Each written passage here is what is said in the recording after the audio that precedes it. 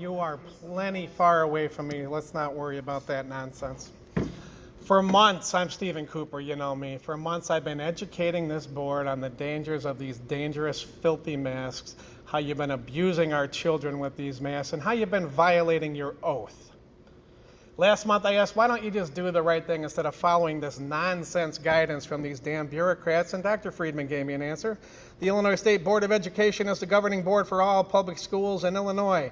This department of our government creates school code that we must follow in order to operate as a public school entity. I didn't know the ISBE made law. It's news to me. I thought there was a legislative process.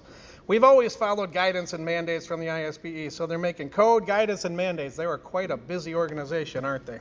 But that's last month's old news. Let's talk about this month's new news. You plan to discriminate based on vaccination status. Clearly illegal, violates federal law, state law, not to mention Emmons school policy.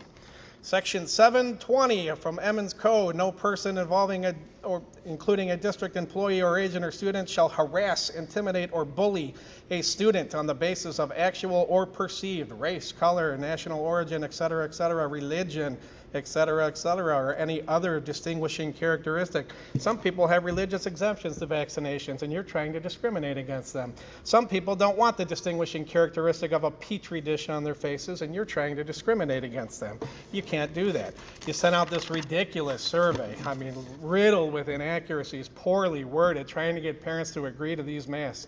Here it is. In the event of a positive COVID case at school, vaccinated individuals are not required to quarantine whether they are masked or unmasked. If all unvaccinated individuals stay masked and 3 feet apart, then no student will be sent home to quarantine either. If masks are optional for students, then unvaccinated students within 6 feet or a greater distance of an infected student may need to quarantine. In other words, if all unvaccinated students stay masked, quarantining would be virtually eliminated. Now, what is it? Eliminated or virtually eliminated? You're contradicting yourself. If students are unmasked, students will quarantine. I thought may need to quarantine 2 sentences back. Now they will. Complete garbage. Anyway, we got 2 choices here. Choice A. I am in favor of requiring masks for unvaccinated individuals. I understand this option will reduce or eliminate the need for students to quarantine due to positive COVID. Choice B, I'm in favor of masks made optional for unvaccinated students, knowing that quarantining will occur when there's a positive case. There's only 2 ways to quarantine somebody in the state of Illinois. You know what they are? Voluntary consent or a court order. How many kids did you quarantine last year, and how many court orders did you get to do it? I would like to know that. So I gave you a choice C. I'm in favor of masks made optional for all individuals, knowing that Emmons policy, state law, and federal law protects them from discrimination. As such, they will not be quarantined, isolated behind plexiglass, segregated, removed from the classroom in any way, told to stay away from other kids, forced to use hand sanitizer, harassed, badgered, bullied, barked at by lunchroom attendants for turning around at the table, or otherwise mistreated by school staff. All of those things were done last year to our kids. Shame on us parents for letting you treat our kids that way.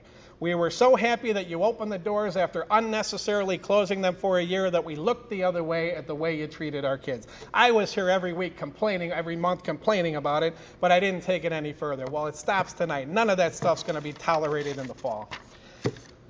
We've tried to get this board to actually do the right thing, but if you're going to go ahead and pass some illegal policy, then it'll be challenged legally. It's unenforceable. It won't be respected.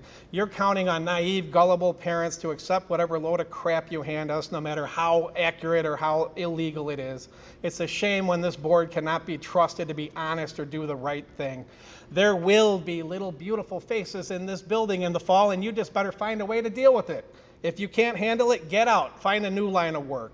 You've had 18 months to learn what this virus is and what it is not. And if you're still afraid of other human beings after those 18 months, you don't belong here. Your COVID tyranny is over. None of these illegal, unenforceable protocols are going to be respected by us moving forward. They will be ignored, and there will be no discrimination against our kids. It's time to start focusing on education again. Get back to normal in the fall. If you are unable to do this, you need to resign your positions. I'm not done. You need to resign your positions or make room for people who actually want to be educators, because you clearly don't want to be. Thank you.